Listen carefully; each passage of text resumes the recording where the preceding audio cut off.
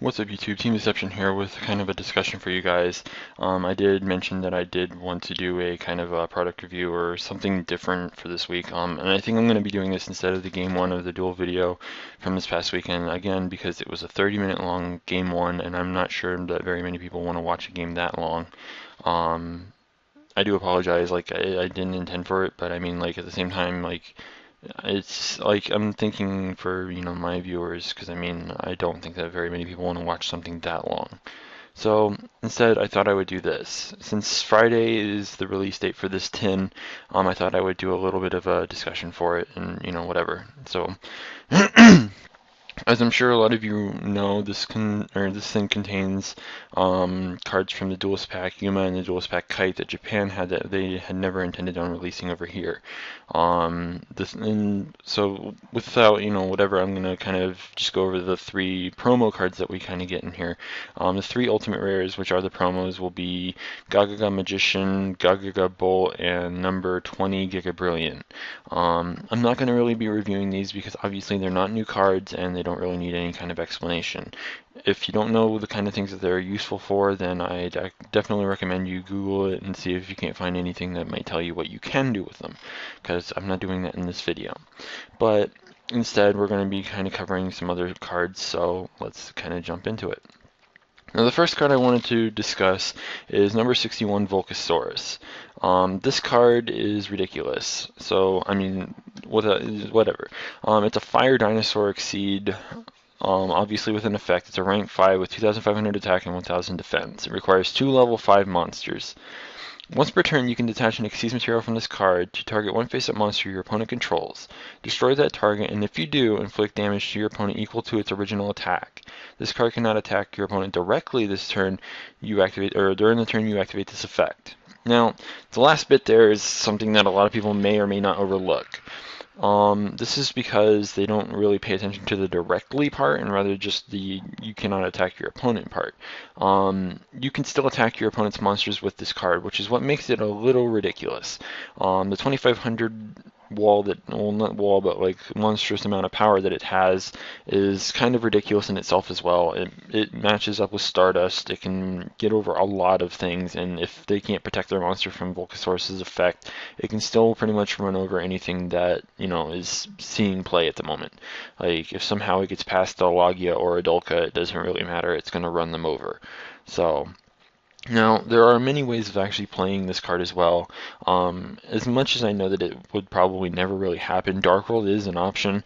Gold and Silver are both level 5s that you can special summon pretty easily, but like I said, I don't really see many people playing Gold and Silver anymore, if at all, so, I mean, I'm just kind of going over some of the things you can do to summon it. Probably the most popular and the one that's probably going to see this card being played more often than any other is Wind-Ups. Wind-Ups have access to Warrior, Shark, Soldier, and Dog. Now, Dog isn't really obviously going to be played. It would be if we had Rescue Cat, but we don't. Shark is obviously played, and I think it's Warrior that's seeing a lot more play now as well, because Soldier I think is the 1800. The 1200 is the one that sees more play because it can adjust a wind up a rat's level or a rabbit's level or whatever, so you can make a rank 4. There are 3 other decks that come to my mind whenever I come to this card. Constellars, they have Constellar Cost, which is a card that up to twice per turn can increase the level of a Constellar monster on the field by 1 level. So if you summon out Pollux, which if I'm not mistaken, is the one that is the double summon, where whenever you normal summon it, you can normal summon again during the turn. If you normal summon Cause, you can increase both of them to level 5 and then make the Volcasaurus. Heretics have a somewhat easy time making this card as well in the form of Esset, Nebset, and if you're using Chaos, Curse of Dragon, because you can just special summon Esset, or well, Nebset, and then bring out Curse of Dragon, or if you have Esset, like if you tribute, like something like, I don't know, Tefnuit or Sue or something to normal summon it or something, you can special summon the Curse of Dragon, or if you already have one of the 5s out and you normal summon Esset without tributing, there's that as well. Levels are the last one that come to my mind, just because of the fact that you can dump a whole bunch of shit in your deck to the graveyard with Handmaiden and use Rekindling to make easy level 5 synchro plays, which would probably result in you going Librarian, drawing a few few cards and then blowing something up with Volcasaurus if it was really necessary. Volcasaurus really isn't necessary to just be immediately dropped just because of how good it is, but at the same time it's a little too good not to consider for decks that can actually play it. So that's all I really needed to say about Volcasaurus, so we're going to move on to the next card. Starlito Paladinamo. Now this card I can obviously see a lot of people mispronouncing ridiculous just because the Paladinamo thing is a little difficult at first. Starlito is one of the most amazing cards that anything that uses light level 4 monsters can use. It's a light warrior exceed effect. Obviously it has an effect rank 4 that has 2000 attack and 1000 defense and requires 2 level 4 light monsters. It doesn't have to be warrior, just level 4 light monsters. Once per turn, you can detach both of its Exceeds materials from itself to target one face-up monster the opponent controls. The target's attack becomes 0 and its effects are negated. When this card on the field is destroyed by your opponent's card, whether it's by battle or by card effect, and sent to the graveyard, you get to draw one card. Now, this is kind of ridiculous. It's kind of like a Dolka with the same requirement that Logia has by detaching the 2 materials, but it comes with the added bonus of reducing a monster's attack by 0 in exchange for not being a quick effect, which in my opinion is actually really good. There are actually quite a few decks, just like Volcasaurus, that can actually use this card. Some of the more popular ones would be Worms, the Thunder family, again, Constellars, the Noble Knights, Heroes, and Rescue Rabbit decks that are playing light level 4s. Worms have Yagen, Zex, which they can special summon the Yagen from the graveyard after dumping it with Zex, and if it survives, you can flip it next turn, bounce one of their monsters, and then overlay for Starlito if you wanted to. Thunder family, all of them normal summon multiple times except for what the hell is her name? Sishunder, I believe.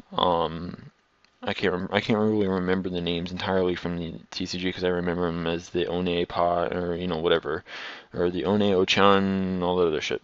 But yeah, anyways, Thunder Family also, depending on the build, they might actually be running Batteryman AAA, which is kind of another way of putting out 2 light level 4s. Again, Constellars, they have Pollux, which is a double summoner. Even if you're not using cost, it doesn't matter. It's still a double summoner, and you can fucking just make Starlito if you really wanted to. Noble Knights, all of them are pretty much light level 4s except for the Ignoble Knight, which is a level 5, but whatever, you can still do stupid shit with Medrot, which is kind of cool. Heroes have Alias, Photon Thrasher, and Gawain. Now, obviously, I'm not sure how many people actually play Gawain in their hero builds unless they're doing a hugely pure light version of it, but it's still an option.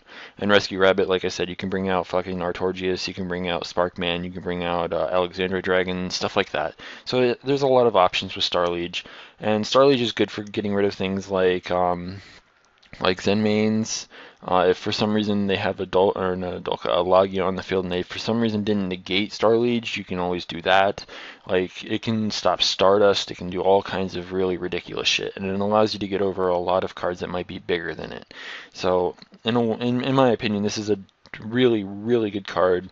Just like Volcasaurus, you don't have to always go into it, but it is an option, and it's something that I think that anything that uses light level 4s should consider playing. But that's just my opinion. Last card that I'm going to review for this is Curry Photon. Now, this card doesn't really have much going for it. The tin doesn't really have very many cards in it that are worthwhile, in my opinion, at least not, that are generic or whatever, but this one is kind of a generic card that can be used in, I guess, a few decks if you really want to go there, but at the same time, it's only really useful in one deck. And the one deck in question is Exodia. Exodia, if you remember Worlds last year, Jarrell Pro Winston was playing the Exodia deck with Hope for Escape. Now, obviously, Hope for Escape requires you to reduce your life points and so on and so forth, so you can draw more cards. Well, Curry Photon kind of helps you do that. So let's go and kind of read the stats and whatnot. It's a light fiend with an effect, obviously, level 1 with 300 attack and 200 defense, standard for pretty much any Karibo-themed card. During either player's turn, you can send this card from your hand to the graveyard and pay 2,000 life points. For the rest of this turn, you take no damage. If this card is in your graveyard, you can send one Photon monster from your hand to the graveyard except Curry Photon. Add this card to your hand. You can only use this effect of Curry Photon once per turn. Now, obviously, the only 2 significant things about this card is the paying the 2,000 life points and not taking any damage of any form for the rest of the turn. So, by reducing yourself by 2,000, if you already lost like 2,000 before, or even just 1,000 before, and you play Hope for Escape, I believe that's a draw 2, which is really good in my opinion. Like, you can afford to lose those life points, and it's not a big deal because, again, Exoni wants to draw into itself as fast as possible, and this card actually allows you to, or it helps you to do that, in my opinion. It allows you to stall out while at the same time setting up, your life points and everything else for Hope for Escape and your other draw engines. So yeah. Anyways, that's pretty much all I wanted to kind of cover in this. It's a really good product in my opinion. Like, I do recommend that you guys go out and buy it. It's only a $10 tin.